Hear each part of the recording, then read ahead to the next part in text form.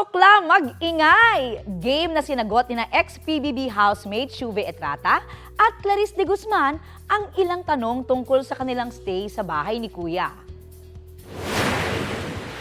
Talagang nagsasabi kayo ang big winner they never had. Aww.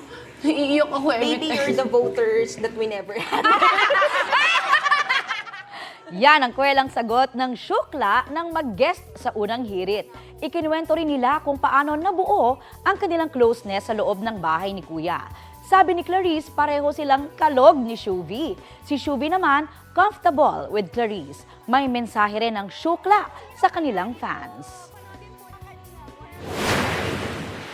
Nagpapasalamat po talaga kaming lahat po sa inyo. Patuloy po kaming lalaban dahil po sa inyo. Until now, hindi pa rin po ako makapaniwala sa pagmamahal na natatanggap namin sa mga supporters namin. Yan, katulad niya, di ba? Gigising sila ng maaga for us. So, sobrang maraming salamat po sa lahat po na nagmahal at sumuporta po sa aming Syukla, Team Syukla.